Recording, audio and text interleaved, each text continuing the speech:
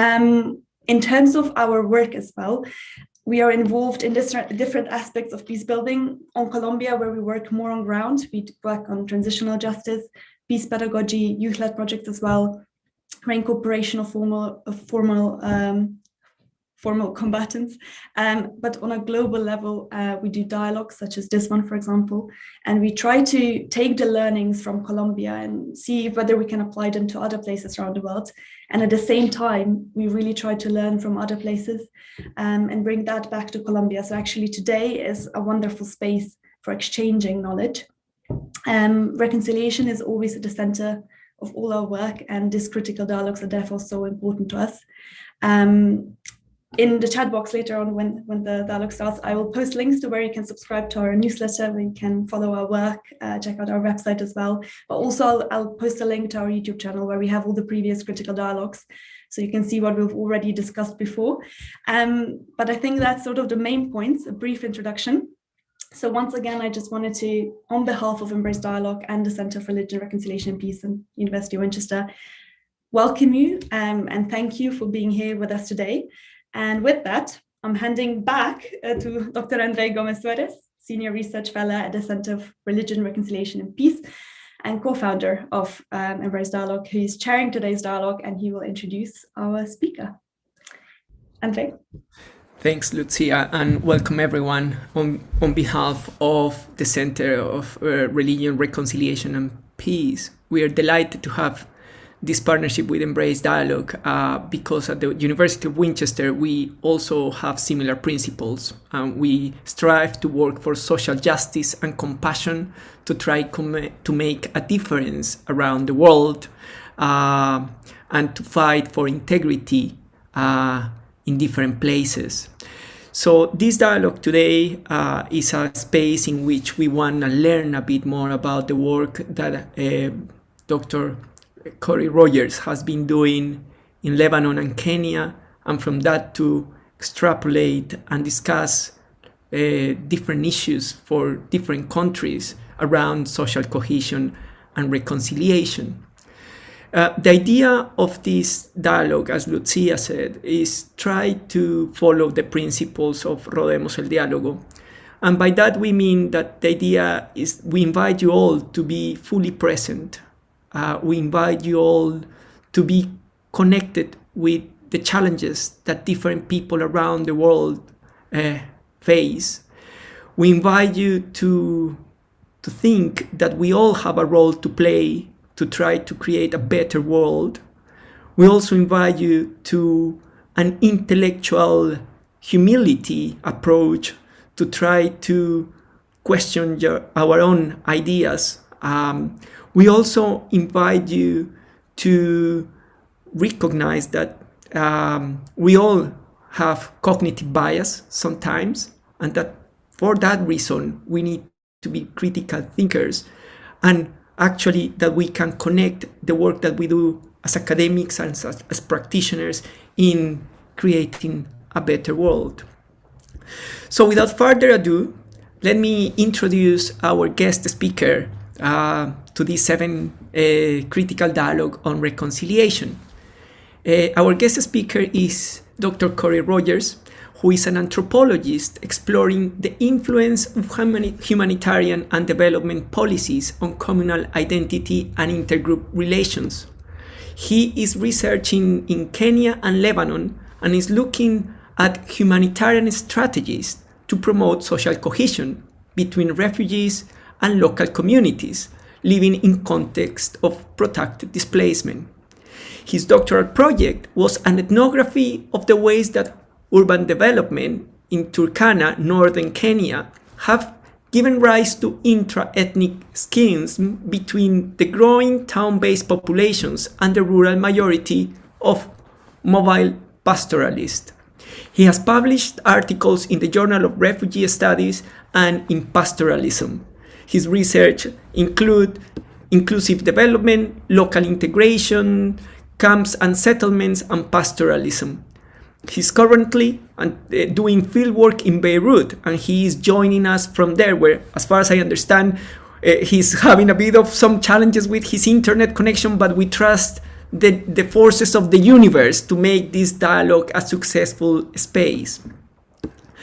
Before we get into this dialogue as such, let me just give you the structure of the dialogue. So the idea is that we're not coming here as experts, but we are coming here with a flexible mind to try to share from our experiences and try to think together.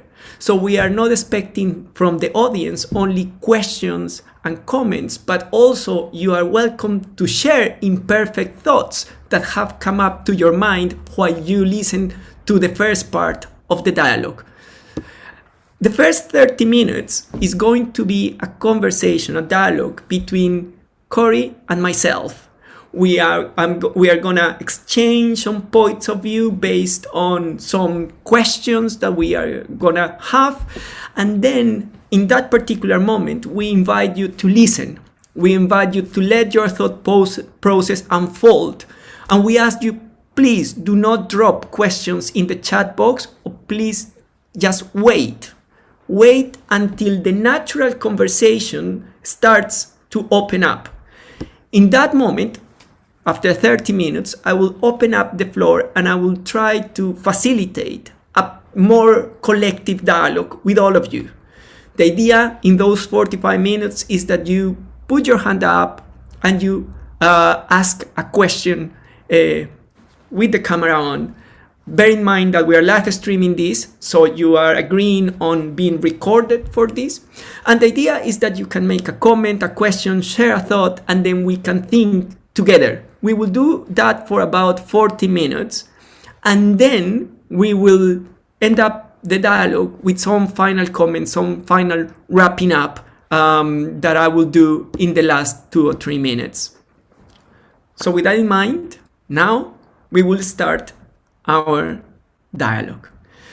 Cory, fantastic, really fantastic to have you here. I'm truly honored to have the chance to start this dialogue with you. Why don't you tell us a bit about your research with refugees in Kenya and Lebanon? Sure. Well, thank you, Andre, for inviting me here. It's good to be here. I'm very happy to hear that the idea behind this is as you said, intellectual humility, and maybe not necessarily trying to come to hard and fast answers, but asking questions. Because I feel like as I've been doing research on this project over the past year and a half, I've been coming to more questions than answers in many ways. So this is a good forum for that, I think.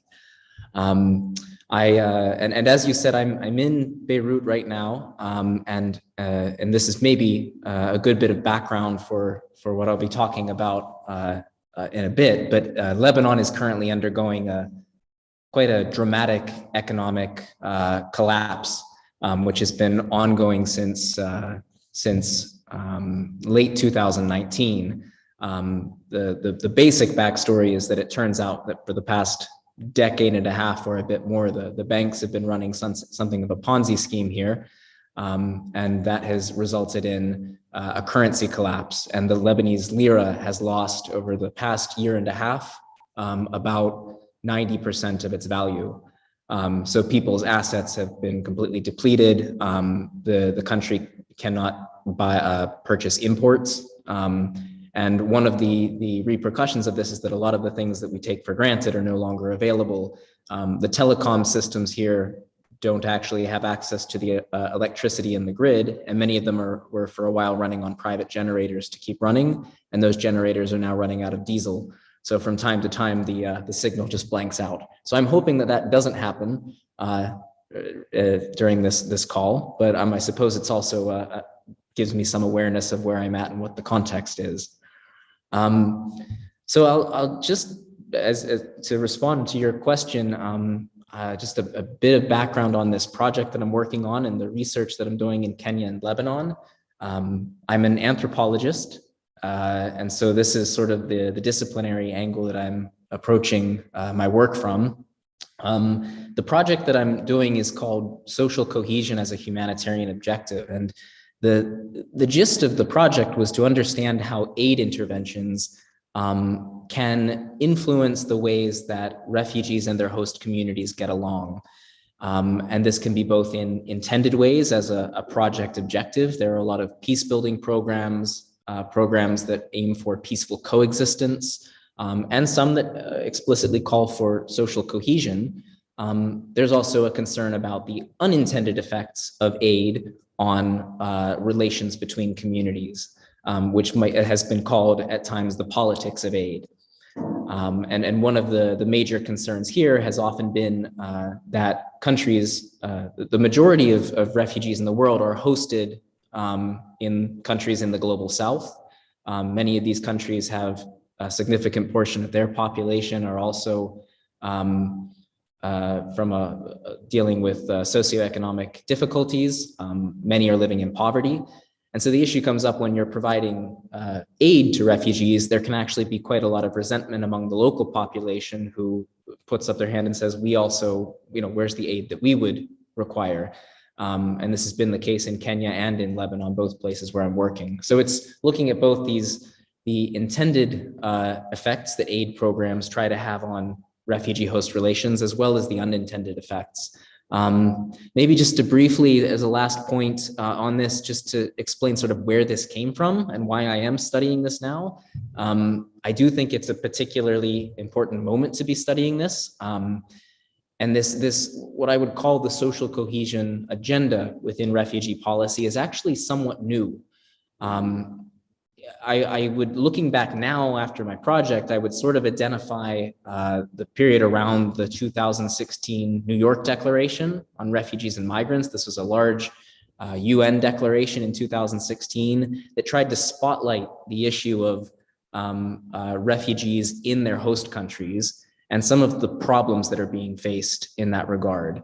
Issues of responsibility sharing, so the sense that the burden of hosting refugees has often been put on host communities in the regions where conflicts take place, whereas the countries that actually would have more of the economic power have been more focused on keeping refugees out. So that's the responsibility sharing element. And in order to address that, the New York Declaration and some associated policies, including most recently the Global Refugee Compact, have put an emphasis on dealing with the problems of not only refugees, but the communities that host them, to recognize that there is, in order to share this burden, there needs to be investment also in the people who host refugees and the structures that they depend upon. For myself, the reason that the way I started to recognize this is that I was actually, before I even became focused on refugee studies, back when I was doing my PhD, I was working in northern Kenya in an area called Turkana, and I was working with the local population. I was conducting an ethnography of the ways that they were being influenced by development policies. The population there is predominantly nomadic pastoralist, so a lot of people depend on livestock herds that they keep. The local environment is very arid, so there's really no fruit or vegetable. It's pretty much that they're completely depending on their animals for subsistence. This is a place where most of the diet is meat, milk, and also blood. People tap the neck on animals to take a blood meal. And this doesn't kill your animal, but it's sort of a very sustainable way to keep the family going in times of drought. So you can imagine it's a population that has a way to deal with this environment, but also the environment has sort of affected the way that it's put limits on the degree to which certain types of development have been able to happen in this area. And I became aware during this time that there was one of the big focus areas for people living in this area called Turkana was the refugee camp. I was actually working in an area that was in the borderlands between Kenya and Uganda, about 80 kilometers away from the refugee camp. But this refugee camp was still such an important focal site for many of the pastoralists in that area because it was a place where there was an economic market. So they could go there to sell their livestock. They went there often to buy food, sometimes even walking for 3 days to get there. And the other issue was that a lot of them had urban relatives who were seeking jobs through this humanitarian industry that was coming up around the camp. So I became, through this, more interested in this relationship between the community I was working with and the refugees in the area. And along with this came the concern about how there was sort of the local aid industry, which is what some people would call it there, had become something of a political issue for people. And the concern was that there was this narrative going around, and it was understandable where the narrative came from, that in Turkana, in the local camp there is called Kakuma, the narrative was that it was better to be a refugee than to be a local in Kakuma. And so the view was this was a local community that was living in poverty, dealing with recurring drought. And they had a refugee population, mostly people from southern Sudan and Somalia, living sort of in this camp under humanitarian care in their area. And that the refugees were receiving aid from the UN High Commissioner for Refugees. Meanwhile, the local community was, this was their area. They had given up land for the camp, and in their view, they were not receiving aid because they didn't fall under a refugee mandate. So this had become a political issue, and in a lot of my work was sort of looking at the history of how the UN had been responding to this. And I guess this is maybe one thing that we'll be discussing. One of the ways that they've responded is that a lot of programs that conventionally were intended for refugees have opened up to the host community.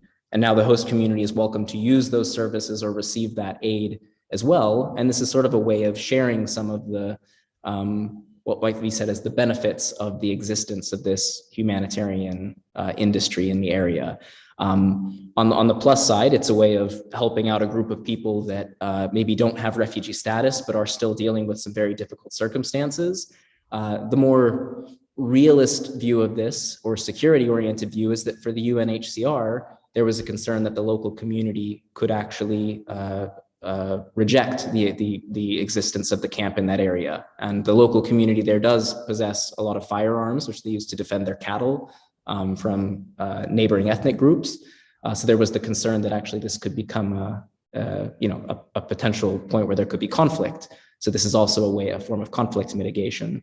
And this is where I first started to notice this social cohesion agenda. And that was what I became when I became interested in that topic.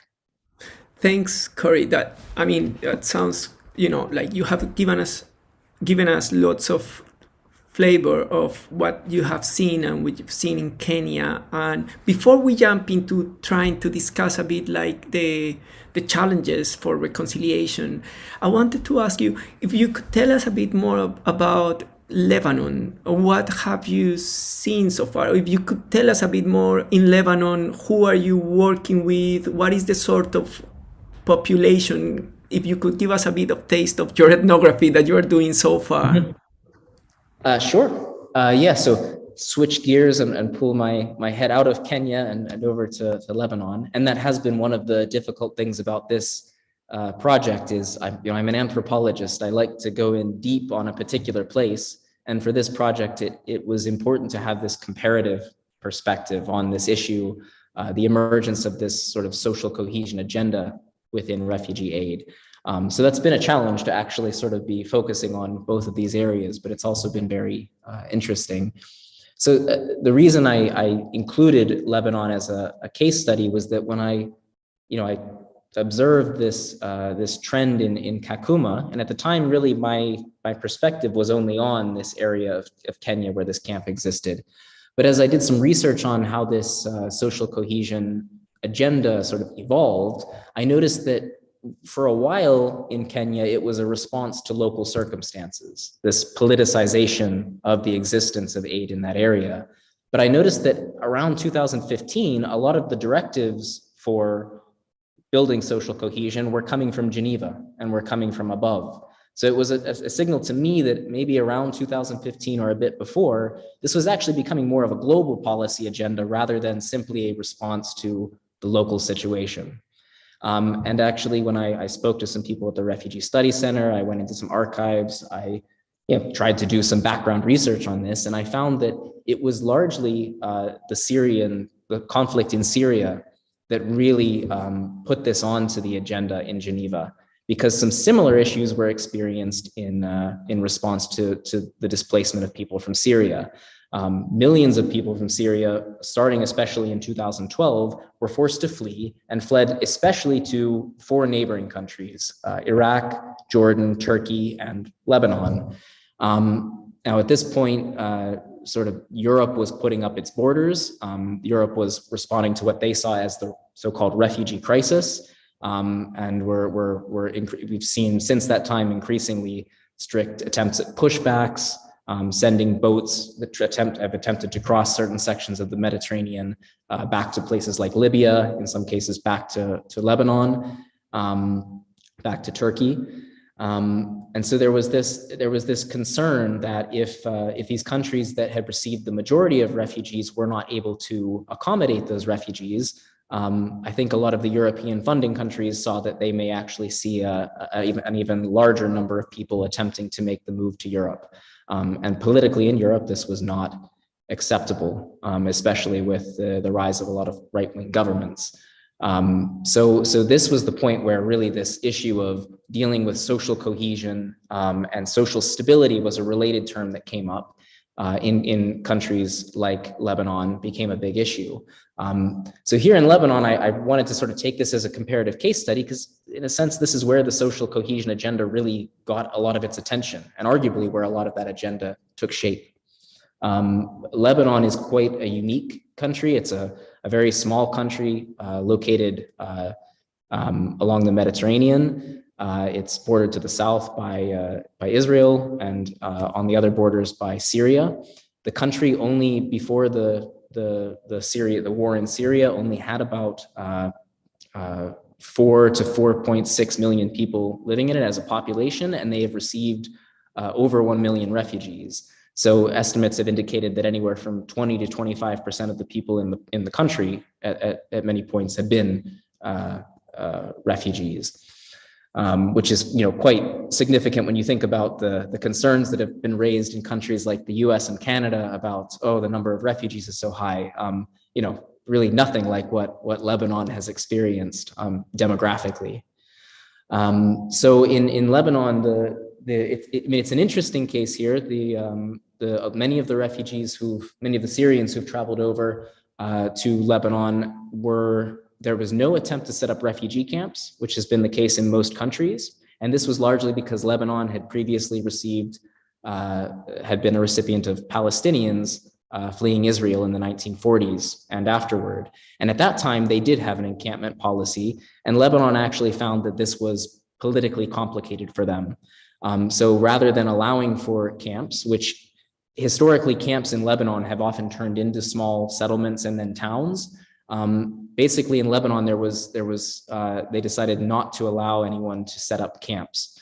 This was an interesting point because I think the aid industry initially sort of celebrated this because encampment is many times a restriction on people's rights. But in Lebanon, the rationale for this was largely to make sure that people would not be able to stay. So the camps were an attempt to try to make the hosting of Syrians temporary, with the hope that they would eventually be sent back. And the fear was that the camp, if it becomes like a town, which happens with many camps here, they would stay longer. The Syrian population here really spans a huge spectrum. There are Syrians here who own beachfront property in Beirut and have had businesses in Lebanon for generations. And then there are many others, especially living nearer to the border with Syria, who were often agricultural laborers, domestic workers, construction workers, who've moved to Lebanon and not have much of a source of income and have basically been forced to set up tents just on people's property, and they pay rent to the owner of the property. So these are often called informal settlements, and they look something like a camp, but they are not run like a camp. It's basically a form of cheap rent. And so here, I think the final point I would just make is that as an academic, it's been useful to have this check about the ways that refugee-host relations can look so different in a different context. Whereas in Kakuma, you had this case where the local host community really, prior to displacement, to the arrival of refugees in Kenya, had never had encounters with many of the groups that were arriving, people from Sudan, people from Somalia, many people from Burundi and the Democratic Republic of Congo as well. These were foreigners in every sense of the word. And that meant that they had to establish a new way of relating to them. In Lebanon, it's quite a different thing. The Lebanese population actually shares a lot of similarity, including language, including many aspects of their cultural identity with people from Syria. Arguably, some people still see Lebanon and Syria as part of this larger cultural entity called Bilad al-Sham. But at the same time, after the Lebanese civil war ended in the 1990s, Syria set up a temporary occupation of Lebanon, which only ended in 2005. And so many Lebanese actually look back on Syrians as the former occupier of their country, up until the Syrians were finally forced to leave in 2005. So you kind of now have this view of, I think this has been something of a limitation on the hospitality of some Lebanese populations, who their view of Syrians is shaped by that history of occupation and even in some cases violent conflict from the past, even though these obviously are not the same people. So looking at these two scenarios, these are two very different situations in which with a very different history that's shaping and putting constraints on refugee-host relations. That's great, Corey. And as I was listening to you, and because this is the nature of a Bohmian dialogue sometimes, two sort of thoughts or memories came to my mind before I asked you the next question. One is, the first thought was that for people who are interested in Colombia, thinking about refugees and thinking about Lebanon and the number of refugees coming from Syria is so important, because in Colombia we have a similar situation with Venezuelans. More than 1,500,000 Venezuelans have come to the country, and it's become a very serious issue, and they are not necessarily in refugee camps.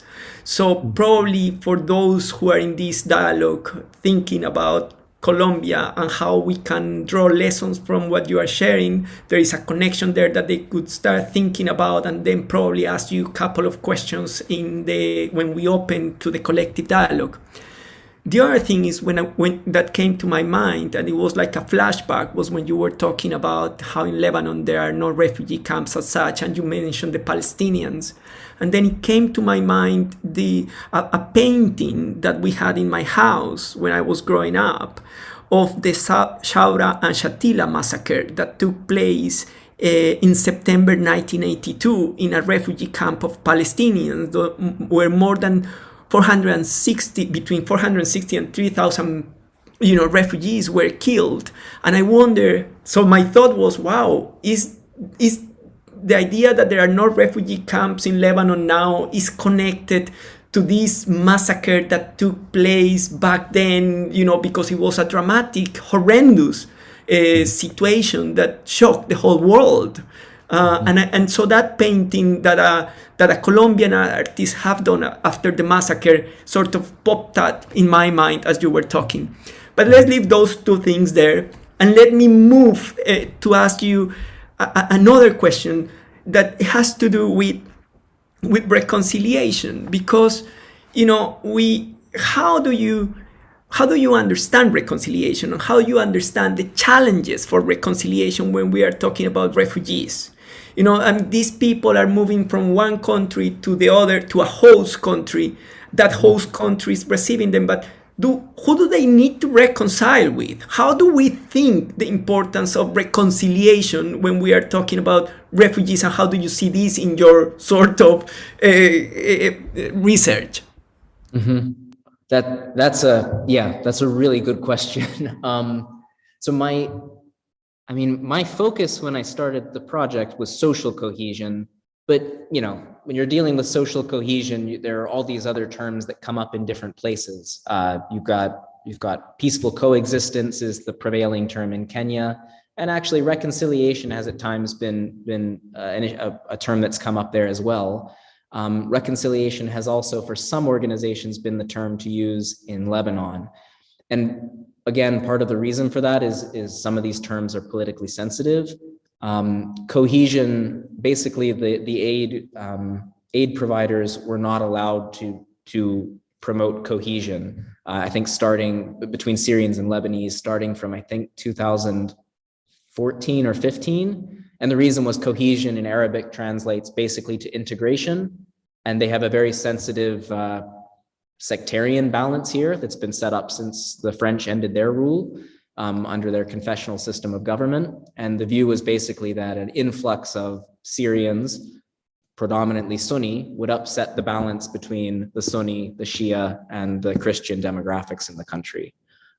So cohesion was off the table. So you find other words like social stability, coexistence, reconciliation coming up. When I first noticed this, I was a bit skeptical. I think I thought of a lot of these terms as sort of buzzwords that maybe were promoted, where people were adding them into their programs sort of as an additional dimension in order to get funding. And I think that does happen sometimes. And another reason I had some doubts was exactly what you said. I mean, reconciliation, when I think of reconciliation in terms of displacement, I think of return. So reconciliation in a context where refugees are returning to their country of origin and trying to reintegrate or rebuild or reattain access to land that has been taken after they left. That's conventionally what we've thought of as reconciliation for refugees. But reconciliation has increasingly been, used as a term that's been applied to hosting situations. So there are, one example is the Jesuit Refugee Service, which I've actually been partnering with for my research in both of these places, in both the Kakuma camps and here in Lebanon. And they have reconciliation programs that are focused on reconciling relations within communities that have received refugees. And yeah, I found this a bit odd, because what are we reconciling? I think though, the longer that I've stayed and listened to people talk about how things have changed over the timeline of their time here, I can see where reconciliation is actually much more relevant than I maybe originally assumed when I was coming in as a skeptic. And the reason is that, when people are displaced for over the course of 10 years, to even call it a host community is a bit of, it maybe doesn't quite capture, exactly how refugees living here are experiencing it. It does become, after 10 years, or in the case of people living in the Kakuma camp, for some people, their entire lives. The camp's been there for 30 years. There are generations born there. It's home for some people. Maybe not the home they always want to stay in. They may be looking to move to other places eventually, or have dreams of moving somewhere else, but it is home in a sense. And one of the things that's happened here in Lebanon is that actually whenever many Syrians initially arrived, there actually was there were a lot of acts of hospitality. And I've heard about this from many people who moved to Lebanon, who explain that when they first came here, a family hearing about the war in Syria and quite shocked by what was happening just across the border, would give up their summer home and allow refugees to stay there. So there were many cases of sort of people being hosted by Lebanese people. And for probably the first 2 years, that was sort of the story that you heard from people. But then things started to change. People were outstaying their welcome. There was the sense that, okay, this is now becoming a burden for the local community. The economic situation in Lebanon started to shift. So many of the families who were hosting Syrians were themselves facing more economic pressure. And the other thing that happens is the politicians jumped on it. So you started to have things circulating on social media, sort of scapegoating refugees for a lot of the country's problems. And at that point, you start to see a shift toward, putting them in a separate place, or when are they going to go home? These sorts of questions coming up. So in a sense, there is maybe a view there, at least on the shorter term, of some sort of reconciliation that could be happening. In terms of the actual processes that are undertaken, I'm actually really keen to hear what others here have to say about reconciliation as a concept and how it's actually pursued in the places that you have experiences. I've been looking at several different program models here that attempt to achieve either social cohesion or reconciliation, and they all kind of have a different theory of change. I don't have any, we're still doing the study. I don't have any hard and fast answers on what works. I can maybe just briefly mention some of the different ways that I've seen programs attempt to pursue reconciliation, if that would be I think that'd be really useful for us to also then, Corey, understand, by looking at one of those programs and also understand the challenges. Even though I can see why reconciliation became so important, even though you at the beginning were quite skeptical, I wonder whether once you tell us a couple of programs or one of these programs, we also identify the challenge for that implementation of the program. Yeah, sure. I'll just briefly describe three of them that are sort of, I think, the ones that have been receiving the most attention and have had the most funding put into them. So one is it goes under various names. I've heard one organization call it strategic communications. And what happens here is they take a group of people from across the different communities that are of interest. So Syrians and Lebanese, for example. And I will point out also that in Lebanon, it is complicated to talk about Syrians and Lebanese just because Lebanon is not much of a community. Lebanon is a very divided place. And so to speak of one Lebanese community would raise eyebrows in many cases. There's a lot of division here. The country, obviously, they had the civil war until 1990, and then tensions between groups have certainly remained and have shaped the political landscape now. But the strategic communications program, the idea would be that you would take a group of maybe youth, for example, from both groups, and they would do these activities together, go through a training. And part of the training was learning how to engage with negative and often politicized narratives about certain groups, and learning how to counter that in social media, at public meetings. In a sense, it is sort of trying to negate or depress the impact of negative narratives that are coming out, and usually which are pushed by political parties. And how to deal with these issues. One issue is trying to get away from abstract terms like the Syrians, and instead focus people's attention on Syrians that they know and who are around them, because people often treat people quite differently when they're not treating them as this category. That's also how racism works in many cases. There's a category, and that has a lot of power because all it has is the abstraction in people's mind. Whereas when people know someone, often now that personal relationship is sort of a mediating factor.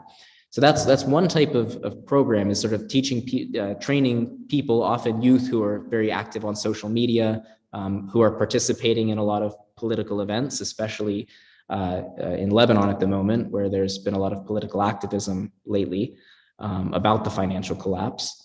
And sort of having them go out then into the community and be agents of change. So that's one form of reconciliation, agent-based reconciliation, I guess you could say.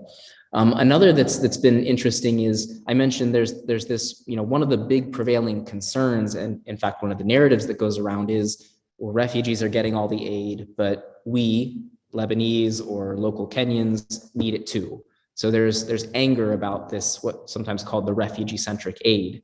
And so the response to this has actually been to include host community in many of the aid programs as beneficiaries. And this is often seen as sort of a matter of distributional justice, in a sense. If the presence of refugees has been a burden to people, and they are also dealing with their own problems, extend some of the aid, whether it be cash transfers or otherwise.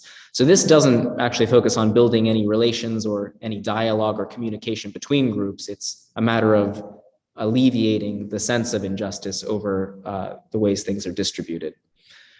These two programs kind of sometimes deal with the same things, because the narrative about refugees getting all the aid is a narrative that circulates. So you can either deal with the narrative directly via the one program, or you can attempt to deal with what the narrative is about, which is the distribution of aid. And yeah, maybe I'll just stop with those two because I've been talking for a long time. And Great. I kind of, yeah. No, but I think it's such an interesting way in which you are showing how they are approaching with these narratives that are created. One that is really focused on bringing the youth and sectors together to talk about the narratives and to try to dismantle them in a way by, the connections and the discussion of the issues, and the other one that is not talking about it but trying to dismantle the idea that the refugees are the ones who are getting all the aid by actually giving money to the host communities. But then the question that comes to my mind, and probably this will be the last question that I'm gonna ask, and the last comment I'm gonna make before I open the floor for people to start sharing their thoughts, their ideas, the things that have been coming through your mind while you've been listening to the conversation or the dialogue that Corey and I have been having, is the following, Corey. You've been talking a lot about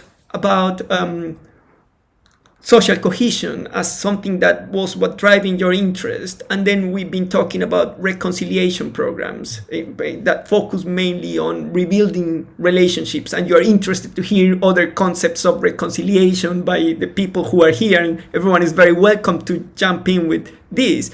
But then when we are thinking about these two cases and the research that you have been doing, can we identify a connection between what you could call reconciliation and social cohesion? Are they really synonyms, or do they complement each other? And if we're going to think about these two things, how would you explain, these to people who are thinking about similar issues in other countries? The connection between these two, since you have been really interested in mainly in social cohesion and have discovered that reconciliation becomes a prominent sort of thing in the field.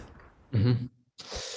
Yeah, I think I'll start by saying that I'm very careful about giving my own definitions for these things, and I guess that's sort of the anthropologist in me. I tend to prefer to describe the variety of ways that people who use these terms actually mean them. Starting with, reconciliation, the useful thing about the term is I think that everyone has a somewhat stronger idea of what it is. There's an element of justice in it, and there's an element of dealing with a conflict and renewing a situation so that people can have positive relationships. So it's a coming back together. I think that term has been, certainly there are various ways that can be promoted, whether people focus more on the, achieving peace or more on the justice element, that differs, and that's an ongoing debate about, or a point of tension within reconciliation programs. But at least it is relatively solid what it means. In a sense, social cohesion often is related, and not just as an observation. The Jesuit Refugee Service, when they formally made reconciliation part of their strategic framework, I think this was just 2018, and there they're using a particularly Jesuit or Catholic approach to reconciliation, which is based on the idea of recreating right relations. They actually called that area of their work reconciliation and social cohesion. So they saw the two terms as actually being very much part of the same endeavor. They have since dropped social cohesion from from the term. I think they found that reconciliation, there was a much stronger sense of what they were moving toward, and social cohesion was fuzzier. It was difficult to indicate, what that is or what that's supposed to be. And my observation, I guess my most skeptical observation about social cohesion so far is just that it's very clear when you talk to sociologists what social cohesion is. The term's been around for well over 100 years as an academic term, and there are concrete ways to define it. But when it's been turned into a policy term, it's a very vague term in many ways. It encompasses so many different things, and actually it's become a bit of a catch-all for almost any issue. There's one of the terms in dealing with integration is they refer to socioeconomic integration of refugees in host communities. This is one of the main policies in Kenya right now since that 2016 New York Declaration. And in a sense, when they talk about integration, the focus has usually been on economic issues. Who receives aid, who can access employment, who can access business opportunities, with the view that both refugees and the host community should benefit. Social cohesion kind of became the way to create a catch-all for all those other social things within socioeconomic integration that it's harder to put a number on, like you can with economic issues. And for that reason, the term has been, it's been very fuzzy. And I've noticed that a lot of programs say they're promoting social cohesion along with a number of other things. And in their monitoring and evaluation, they have ways to monitor everything except the social cohesion, because it's not clear how you would actually, track whether you're achieving anything in terms of social cohesion. So that's been maybe one of the big differences, is that reconciliation is quite a fuzzy term.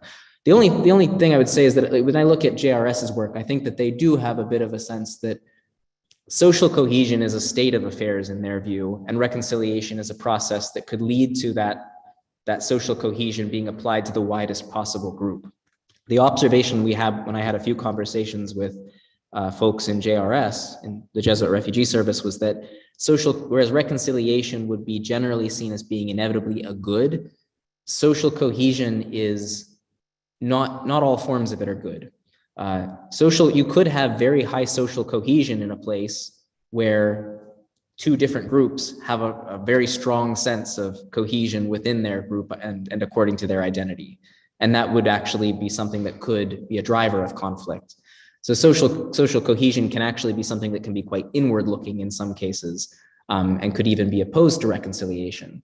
Reconciliation would maybe be aiming for one form of social cohesion that is aimed at the largest possible idea of a common good, rather than the risk that social cohesion can become atomizing. So if that makes some sense. Sorry, that's a pretty skeptical view on it, I guess. But which is interesting, because now we are gonna open the floor, and I'm really pleased gonna ask everyone who wants to start participating in the dialogue with idea, comments, questions, to start putting your hand up, or to show me through the screen that you want to talk if you don't know how to put your hand up. But before I start giving you the floor, let me react with a couple of things. This thing that you talk about, this skepticism and a skeptical view that you just shared, the relationship between social cohesion and reconciliation, is a bit different from what we heard in the last critical dialogue, reconciliation, with conciliation resources. Because for conciliation resources, social cohesion is one of the elements of a maximalist approach to reconciliation. So for those of you who are interested in exploring, the connection between reconciliation and social cohesion, I will invite you to check the recording of that dialogue with conciliation resources, in which they have a more sort of positive approach in a way, and seeing social cohesion and as a fundamental pillar for a long process of reconciliation, because it's a broader process, as you were saying, Corey. So that's like the sort of first thing that came to my mind. The second thing is that also when we were discussing the definitions of reconciliation, the first critical dialogue on reconciliation that we did it with Roddy Brett at the University of Bristol. And he actually titled his discussion Failed Reconciliation, because reconciliation does never fulfill the promise that it offers. So in a way, he was talking about Guatemala, and how because of the elements that go beyond just rebuilding the relationships, or beyond coexistence, make it so challenging.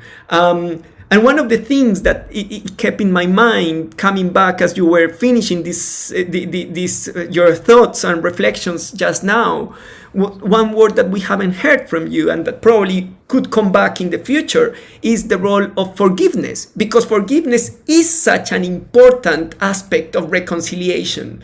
So, at least in most of the maximalist approaches say that, you can coexist, but if you really want to get to an ideal point of reconciliation, forgiveness is important, and around that there are lots of debates. So when we are thinking about refugees, when we're thinking about people who have moved from their country to a host country, who do they need to forgive? Is there can they forgive the wrongdoers? Is that important or not important? Once they build the relationships with the host community, is that a way of also moving forward and changing the memories of the past, or keeping the memories, being stuck in the wrongdoing? I mean, all of these humongous, questions that I guess are left there for all of us to think about.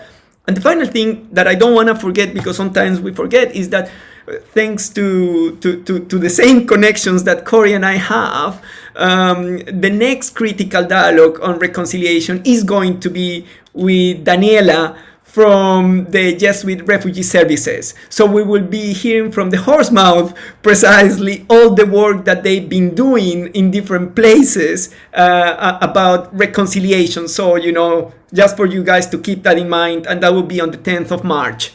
So with that in mind, and sharing these things as just trying to drop more things on the table, and as we said, this dialogue is not about answering questions or just refining thoughts, but just sharing ideas and thinking together. I'm going to open the floor for the first person who I see who wants to jump into the floor. That is Alejandro. Alejandro, over to you.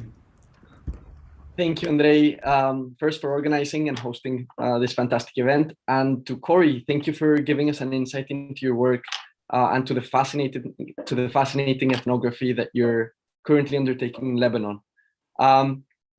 What becomes very clear to me very quickly is that internal and international displacement are experienced by people, by different people, in extremely dissimilar ways. And different kinds of social tissue need to be restored or rebuilt in each different case. So I was wondering, how does our thinking on reconciliation, or on social cohesion, as you prefer to term it, differ between contexts of internal displacement as opposed to transnational displacement? Are there, or should there be, different frameworks to guide our thinking on this? That's great. Internal versus. Cory, I just wanted to catch. Was that the end? Was that just ask? Was that internal? You said internal versus cross border. Yeah, internal versus transnational. Yeah. Brilliant. Great. Thank you, Alejandro. We're going to collect more thoughts because we've been talking for a while with Cory. So let's gather more thoughts and ideas, and let's see where we get to. Natalia, over to you. Hello, everyone. Do you hear me? Yes, we can. Okay. Well, first, thank you, all of you, for all these amazing thoughts. I have so many things in my mind right now. I think the first thing I think about is the indigenous communities here in Colombia that are in the national park, because they have been displaced by the conflict, and they have been there for 4 months, and they set up camps, and they have become, as you were talking about it, Cory, a sort of home, which is in extreme and horrible conditions, and the government is not. They're playing a tennis match with who's responsible of this, if it's the Ministry of Defense in charge of the security of their territories, or if it's the mayor's office who is in charge to give them and provide them settlement for they to be here. And it makes me wonder about our role here as community hosts, and our role as a civil society, just watching how this is going on, and not being part of this reconciliation and social cohesion. And the more you talked about it, I was thinking about these negative narratives and these racist issues we have going on here for a while, because I was shocked to hear someone from my family, in fact, using the term indigenous or Indian as a synonym of a thief. And I was like shocked, because this is really common here in Bogota, as I see, where these people are here trying to find a home. And that made me think also about what Andre says about reconciliation and the forgiveness factor. And I think this is an important opportunity of how, as a community host, we can address the presence of these people here, and try to look for a reconciliation and social cohesion. And I think it's about forgiving, but ourselves, because we have been really unfair to indigenous communities here in Colombia, and this process of having this responsibility of hosting these people that is coming here because of serious issues here in Colombia, I think it's a beautiful chance for us to see ourselves, and first of all, forgive ourselves and reconcile with the fact that we have been very unfair with these communities, and also that we have been watching all of this from a really far perspective. And I also wanted to address something more that I was thinking about, and it was the importance of art. Because when Andre was mentioning that this piece of art was like touching him, the presence of indigenous communities here in Bogota is expressed through their art and through their handicraft that support themselves to kind of sustain themselves and their families. And I think it's important to see how these art mechanisms can be used as a tool to try to get more connected with those scenarios of reconciliation, and like look forward to social cohesion. And last, I'm sorry, but I have so many thoughts in my mind. I was also thinking about what's going on in the reincorporation process and the importance of terms, because what you were saying, like the difficulties with cohesion and integration, it's really important also here, because former combatants from FARC, they don't like to use the term reintegration, but reincorporation, because it has like a deeper meaning for them. And you were also talking about the return, the important aspect of return in this whole context. And I'm thinking about also when this, if the government takes charge of this situation, when these indigenous communities come back to their territories, they will find a completely different territory, where you have now the former combatants to sign the peace agreement, and now you have other new armed groups, and now they have to come back and also deal with a civil society and community where all of them are afraid. And it's a very, very interesting scenario as well to analyze how this reconciliation process is going to unfold, and also how this social cohesion actually it's going to be kind of more real and more down to earth than this academic fuzzy term that you were talking about. So thank you so much. So many thoughts in my mind. Thank you.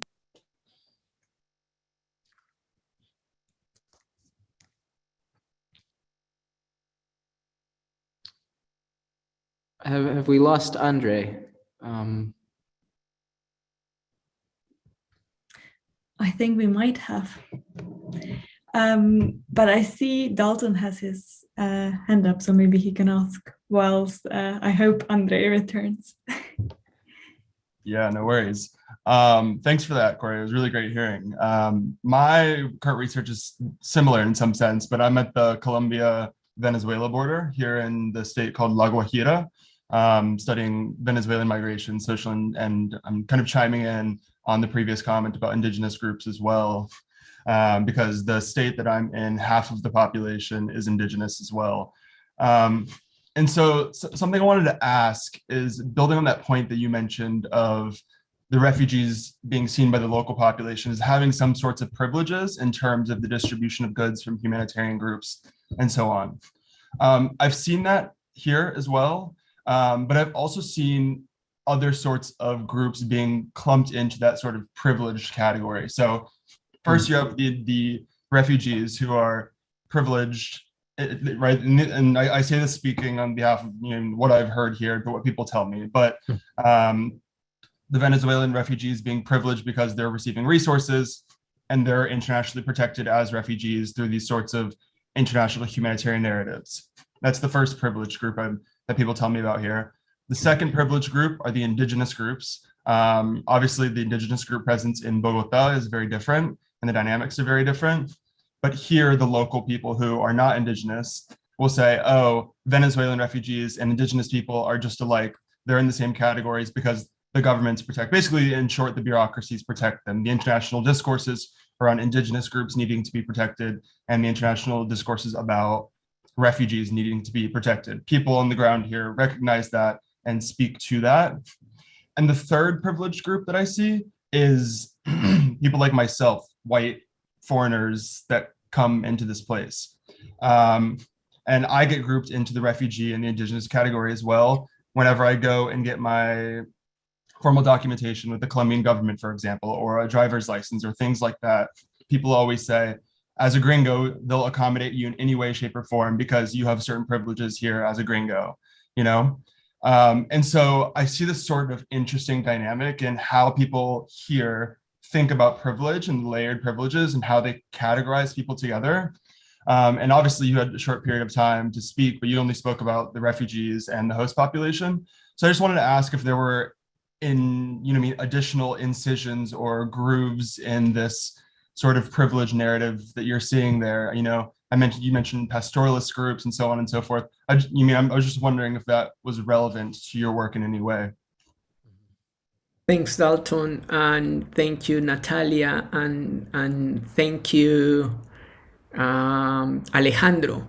I mean, this is a really good, I think we have had lots of thoughts there, and I was so interested in them that I forgot to plug my computer in and I ran out of battery. So I'm so sorry about that. I suddenly was with a black screen, but here I am. I mean, I missed the beginning of what Dalton was saying, but I could see where he was coming from. So Corey, I suggest we go back to you, not to answer the questions as such, but to see what are the thoughts that are coming to your mind after listening to Alejandro, listening to Natalia. I mean, we've been talking about very different issues, IDPs, refugees, different challenges. Natalia even mentioned former combatants of the FARC who are in a process of reincorporation.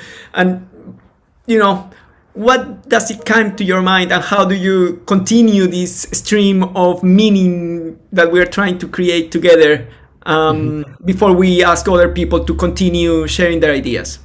Mm-hmm.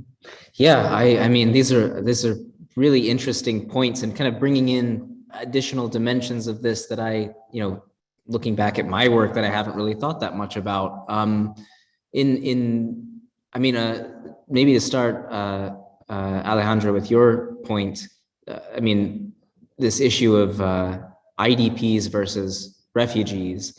It's an interesting case because in Lebanon, there are not generally, too many people who would be identified as IDPs. There are some stateless people who were living in areas where they never were registered as Lebanese, many people living at the border between Lebanon and Syria, especially. And so they would maybe be the closest to that group in the sense that they don't necessarily have a place they do belong, but they wouldn't be IDPs. But yeah, this point's been interesting because at what point do we say that someone is displaced? Is displacement defined by, usually we use the term forced displacement as almost the same thing as forced migration. The two terms are often used in an almost synonymous way. They have a different emphasis. Displacement is where you leave, the leaving of a place. Forced migration is the process of going. I guess when we're talking about the difference between IDPs and refugees, the difference is just, does that migration involve crossing a border or not, which could be a significant factor, or in some people's context, actually, that doesn't make as big of a difference. I guess to make a plug here, I'm convening a seminar that's ongoing right now, and I also apologize to Andre if any of the things that I've been saying I'm regurgitating from what's come out of that talk. But This seminar is it's going on every Wednesday, and the idea is we're talking about rupture and reconciliation. And I guess I do wonder if in just thinking about what you were saying, if displacement, if we think about that not just as movement away from a place, which then brings up these questions about how far away did you go, and we think about displacement more as a rupture, the rupture in the relationships that give a person a sense of being in place. That might actually be a more useful way of thinking about it. And the more ruptures there are in that sense, that would actually be the more significant thing in terms of the experience that they have of displacement, not just whether they're an IDP or a refugee. I mean, there's so many things that define a sense of place. It's your relationship to your home. For many people, as Natalia was saying, it's relationship to your land. It would be relationship to the state, which is an important element for Syrians. So the relationship you have as a citizen. There's been an argument. I've heard a few people make it, and I'll maybe refer to. I think I'm thinking of my friend Ali, who works at the University of Sussex at the Institute for Global Studies, and he's actually made a point that to be displaced, you don't even have to leave where you are. And he talked especially about people leaving Iraq, or arguably during the American occupation in Iraq, many people were arguably displaced long before they ever left, and some never did leave, but many still felt completely displaced in place. And that maybe thinking about displacement more in terms of these ruptures of relationships rather than just whether you move or not is more useful in terms of thinking about how it affects people. So that's just my reflection on Alejandro's point. Natalia, I wrote that down, what you said about the FARC and their tendency not to use the word reintegration, but rather reincorporation. And I'm kind of curious to hear more about what I assume this has to do with the connotations of those terms in Spanish are maybe a bit different than what I'm picking up on in English, but I'm kind of curious to hear more about that, because the way these terms get used and politicized is fascinating to me, and I don't really understand it, but these words kind of develop a life of their own in some cases, it seems. And maybe then just to briefly then, Dalton, your point, yeah. I mean, yes, I've similarly seen a lot of people get grouped with refugees here in Lebanon and in other areas. In Lebanon, actually, the interesting one, I was doing a study of the COVID-19 response in different areas. And what I actually found out was that in the Bekaa Valley, which is the area of Lebanon that borders Syria, and which is an area where a lot of Syrians ended up settling, because many of them had pre-existing relationships, because they would come for seasonal work in the Bekaa Valley, agricultural work, even before the war. So they were kind of drawing on that existing connection as their strategy after displacement occurred. But this is also an area where you have a population of Bedouin, so nomadic herders, pastoralists, many of whom would see themselves as sort of the indigenous community. Bedouin and other pastoralists have always had a difficult relationship with the indigenous rights movement, because indigeneity is based on the idea of, these are the original people of the place, and nomads have often been told that they don't belong anywhere because they're moving, which is not the way that they understand their sense of place. But the Bedouin in this area were classified under the Ministry of Health's outreach plans as the same as refugees. And I thought that was an interesting. And can you still, just checking? Can you still hear me all right? I know my we can hear you, but you are frozen. But we can hear you. Weak. Well, we could hear you. Let's see if he gets a better connection. But in the meantime, I would also invite you to start putting your hands up, after this round of comments and ideas that have been shared. As soon as Corey is back, probably we can, and before he's back, we can continue sort of sharing ideas and thoughts. You're back, Corey.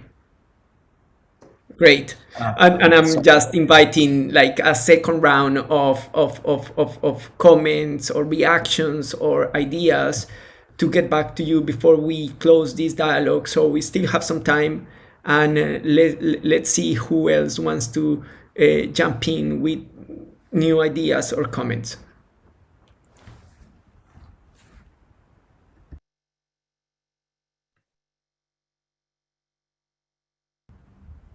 Natalia. Well, I just want to answer Corey's question because I think it's very interesting. And in fact, it's very political, the reason. The difference that I've learned they have made as former combatants from FARC is that reintegration is compared with the process, like the individual process when someone says, I don't want to be part of this armed group, and I willingly decide to quit and make a deal with the state. I kind of like they related to surrendering, and for former FARC guerrilla members, they did not surrender. They signed a peace agreement. And the other important part about it is the collectiveness of the signing of the peace agreement. They signed the peace agreement as a collective, so they reincorporate to society collectively. And the other thing that I think it's beautiful is that they said that it's actually a reincorporation process, because it's not them reincorporating to the society and to the areas where they used to be. It's the state reincorporating to those areas because it hasn't been present all these years during the conflict. So it's very, very political, and it's part of like their identity as a collective armed group of signing a peace agreement, and their own process, which brings some issues also with other people who has the reintegration process, because actually they want to set up apart from those, particularly because they signed the peace agreement. I guess just to also put it into context is that to say that the government had a reintegration policy before the peace agreement with the FARC, and it was called reintegration policy. So in the middle of the negotiations, the FARC tried to say, well, we are not just signing up for you to continue doing what you have done in the past. We want something new. And so it's part of this contestation of saying, well, before you were doing reintegration, now we're doing reincorporation. So it's also like a really important debate that took place in the negotiations of how you name things to make sure that you show to your also to the foot soldiers that actually you achieve different things in the negotiations that what was created before. But just to say that as a complement to what Natalia was saying. Now we have a comment from YouTube before I give the chance to Mafe to go on. That comes from Lucia Mesa, and it might be interesting for you to hear this, Corey, and you might create new ideas of things that you would like to say afterwards. And is the following. She says, thank you so much for your insights. Here in Colombia, most Venezuelan migrants do not have an official status of refugees, a refugee status. Do you think that might affect social cohesion?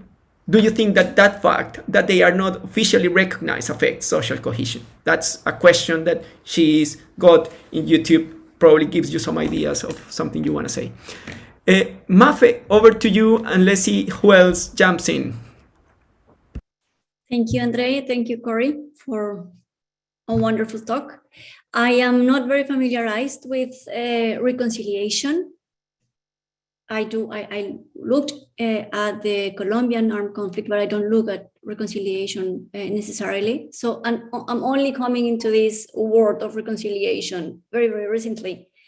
So for me, when you talk about, and I'm also an anthropologist, so when you talk about social cohesion, it makes sense to me because I don't know the policy part. I don't know what's the agenda. Now I know. I didn't know before. So I wanted to ask you, and maybe Andre as well, if when we think in terms of reconciliation, we need necessarily to think in terms of structural interventions that come from elsewhere, whatever that is, or whomever that is. And if we can see at more grassroots, informal, less structured ways of reconciliation that come from below.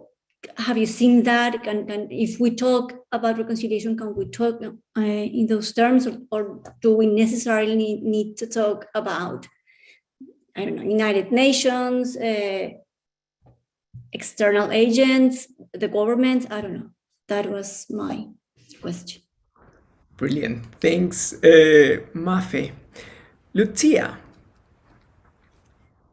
I have sort of, it's quite an unrefined question, but I was thinking about before you were talking how to deal with host communities if they feel like money's been given to, or support's been given to the refugees coming in, but not to them. And I think it's something that every single time there's any support given to refugees in Slovenia who are passing through, and it's such small numbers, but there will, like, the first comments will always be, why doesn't the country first take care of its own people? And I think it's a classic response. And I find it always so surprising that people don't see it's not one financial pot where everything is then being given to the refugees and not to the rest of the country. And there's so many money pots where you could be taking money from that goes into, I don't know, army or education or science or whatever it is. Like, there's multiple places where money can come from.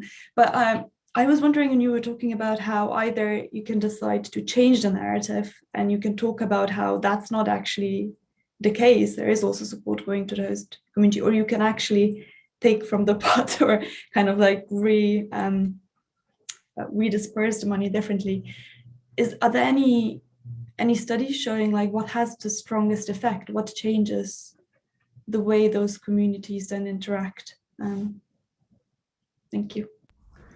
Thanks, Lucia. Well, Ines, please, I can see that you want to participate.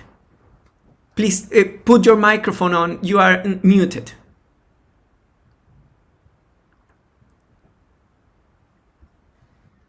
Okay, I just want to respond to Mafe about her question of how reconciliation happens, not in a formal way. I'm going to share just briefly.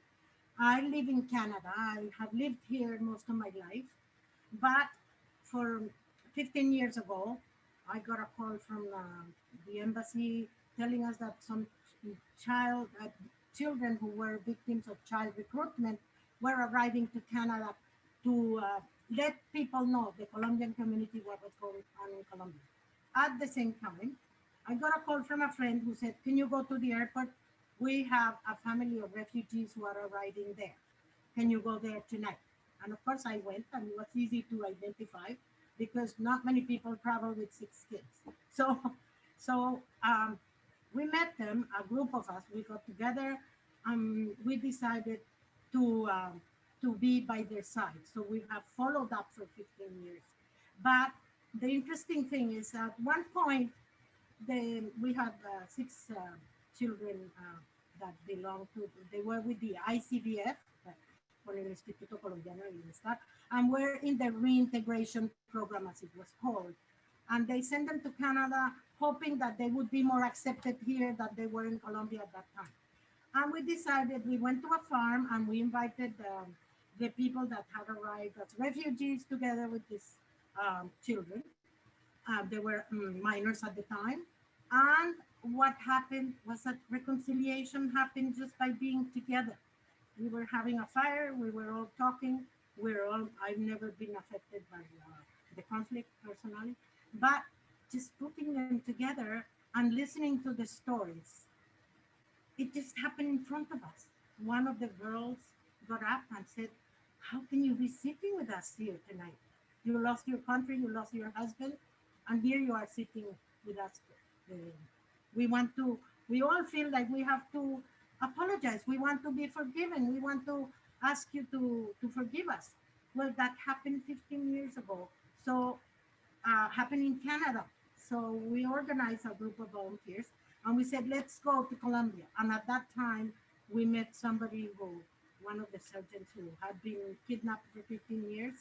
And we organized a group where we took these children and other victimizers together with victims of the conflict in a secure place. And it happened again.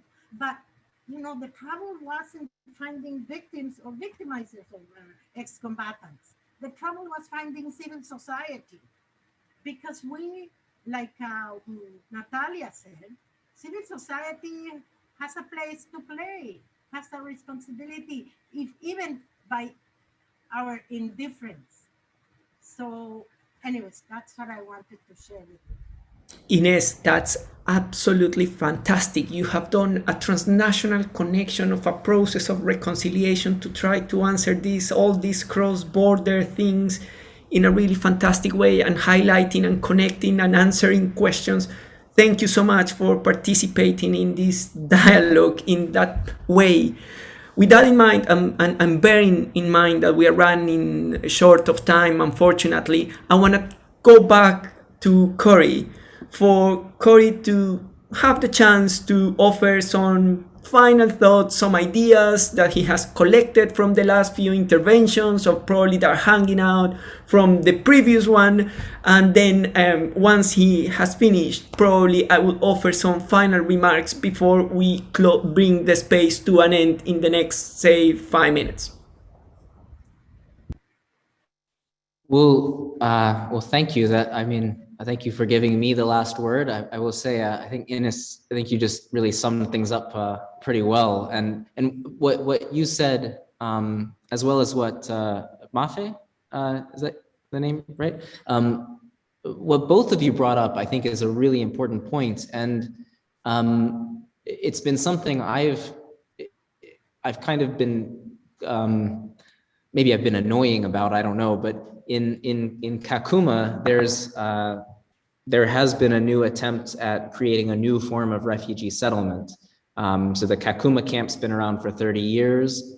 There's been an argument that the conventional refugee camp doesn't work. It has all this, this thinking that's like temporary, and they're going to send the refugees back eventually. It's not a sustainable model for hosting people for a long time. So they attempted to build this new Kalobeye refugee settlement, which is meant to be an integrated settlement. And in this case, they were trying to create an integrated model for refugees and hosts. And I think the thing that was missed here was that they were now trying to make integration something that would, strictly speaking, relations between refugees and the local community would be implemented by organizations. And this misses the fact that these things often, it's not something that you necessarily implement in many cases. You create the space in which people can build relationships. And I think the point that I and some other anthropologists who worked in Kakuma have made is that a lot of the things they're trying to build in the new settlement through this sort of top-down approach were actually already working even in the old camp model. There were marriages between people from across these lines. There were close friends, people who grew up and went to school together. And those weren't things you can implement in a program. They just happen. There were many acts of hospitality which were spontaneous. And I think that's an important thing to remember about this point that you make about the fact that social cohesion, it isn't something that, maybe, and this is of course why I'm studying it, maybe it is something that could be implemented by organizations in some manner, but it shouldn't be ignored that, ultimately this is something that many elements of it are not something that come from the top. They have to do with the community's reception and the spaces for inclusion within that. There were a lot of things that I could potentially respond to. I would say for the individual who had the YouTube comment, I think that's also a really interesting point. Does refugee status actually, that helps? It provides certain types of protection, obviously, but in terms of social cohesion, does that actually create divisions? And I would just relate that one of my questions with programs is that when you have programs that try to create cohesion by bringing together people who are refugees and people from the host community, how can they avoid using those labels? Because if you bring people together, but you've brought them together on the basis that, well, here are some Syrians and here are some Lebanese, you've now marked everyone with an identity and actually potentially created divisions just nominally within that group. So how can we avoid this problem of labeling even when trying to bring people together, I think is an important point. Yeah, I think just maybe a quick response also to Lucia's point about the way that where this is going in terms of the ways that narratives develop, the way that aid becomes politicized. As you said, it does happen just about everywhere. I think one of the things I've been interested in is the degree to which, in many cases, the grievances that a lot of host communities have in the places where I've worked, they end up becoming directed at refugees to some degree. But many times the grievance itself is actually at the way that the state has ignored them. It has to do with the form of marginalization that has to do with a vertical relationship with authorities above them. And when there's no accountability to deal with this, things get taken out on someone who's kind of on your level or in your space, which is refugees. In Turkana, there are the local pastoralist community who, among the host community, they're the part of the host community who's had the least voice. Their main concern is that the camps used to be a wet season pasture for their animals, and now they can't enter there with their animals, and they never received compensation for that lost land from the UN. So my view is it's good that there's a space there for people to seek asylum and for refugees to seek protection in the context of that camp. But it is understandable why people are upset in that local area. And the fact that the UN has generally not engaged them on this issue, because they've looked to the government to sort of manage this issue, means that people often just sort of focus on the group that they have some efficacy in dealing with, and that would be refugees. So that concern with the state gets displaced onto people, and I think that's maybe one of the big problems that it is sort of a pervasive issue in regard to xenophobia everywhere. But yeah, I'll stop there and thank you all. This has been a really fascinating conversation. So many things. I've taken quite a few notes and love to get in touch with some of you afterward to discuss further if you're willing. So, Corey, thank you for inviting me. No, thank you, Corey, for coming, for being a guest, for being the motivation behind this dialogue. I think that's what we try to do. We try to bring a guest speaker to try to give us some food for thought, and then we start thinking together. There are many issues that have been put on the table. We learned a bit the situation in Lebanon and in Kenya about refugees. You told us a bit about, the work that you've been doing in refugee camps in Kenya and the situation a bit in Lebanon. We discussed by some of the other participants the questions about, is it important to use art in reconciliation? How could we use art and reconciliation projects or programs with refugees? That's a really important question. Then we started also discussing the importance of IDPs, internally displaced people, and refugees, whether there was a difference or not, how to work with the sense of displacement, rupture.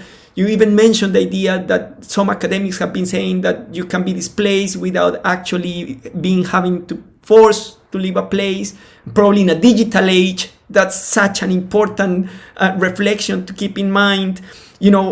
Mafe has been asking about whether there is always the need for institutions to be involved into reconciliation, or whether there are grassroots organizations that can promote reconciliation. And other people here, like Ines, has shared with us how actually grassroots reconciliation or civil society driven reconciliation can happen. So there is lots of food for thought. I've seen some of the MA students of the Master in Reconciliation and Peacebuilding at the University of Winchester, where we discuss these issues further. So it's really good to have them here. But I would say that to wrap up and to to leave some thoughts for the rest of the people here, there are two things that come to my mind that probably we should continue thinking about it. In relationship with the question that Mafe asked, and the relationship between grassroots reconciliation and higher, institutional reconciliation. And it's the big question that in reconciliation studies we have about how you scale up. How do you go from this experience that Ines told us of, doing with 5 people and then with a bigger group of people, but how can you move from micro level reconciliation to national reconciliation. And when you think, these humongous divisions, I mean, what is the best way to create a fertile ground for national reconciliation? Because you cannot rely only on the state, as Cory was saying, but civil society is not big enough to do what they need to do, as Inés was saying. So the matter of scaling up is a humongous topic in reconciliation studies, that this is not, and we also discussed that in the first critical dialogue on reconciliation with Rodi actually, and why so many times we talk about failed reconciliation. Then the other thing that I think we should leave on the table and continue thinking about is that I think the nature of reconciliation, and I probably, Cory, I don't know if would agree with this or not, but the nature of reconciliation in some ways, and the practice of reconciliation, the programs of reconciliation that we need for IDPs are very different from the ones we need for refugees. And the reason why I'm saying this is because we have been working with victims of the Colombian armed conflict who have crossed the border. And they constantly say that one thing is to be an IDP and another thing is to cross the border. Because the moment you cross the border, there is another process of victimization. They say that they feel that they are not citizens anymore. They don't have civil and political rights. They don't have political rights anymore. So they become that there is another crime on top of the having to leave their homes, their lands, and staying in the same state. And because of that, I think when we are thinking about the issues of forgiveness, or the issues of memory, of the issues of healing, or the issues of identity, is absolutely very difficult for a refugee. It's different. I don't want to put it in grades of more difficult or less difficult, but it's very different for a refugee than from an IDP. And for that reason, the reconciliation programs probably need to be different, and how they engage with grassroots organizations are different too. And I would finish by saying that perhaps the Colombian Truth Commission is gonna give us some lights on this. And the reason why I'm saying that is because the Colombian Truth Commission is the first truth commission that is trying to document truth-telling from refugees or from Colombian victims outside Colombia. And the Colombian Truth Commission has been working in 23 countries, trying to do truth hearings, truth-telling by them, and trying to come up with a report of what does it mean when you are a victim who has to leave your country. And probably that's going to give us some light in the future. So I'm adventuring here to say that probably the final seminar that we are going to do in this series in April is going to be with a representative of the Colombian Truth Commission to tell us a bit about the work that the Truth Commission has been doing just before they release the final report in June this year. So with those thoughts and with those ideas, I just really want to ask everyone here to please turn your cameras on and to turn your microphones on, and to give a round of applause to Cory and to all of you who decided to come and to join us today in this dialogue. And I hope that you have a fantastic week and continue thinking about these issues that have been shared today. So Cory and everyone, thank you so much. Thanks, everyone. Thank you.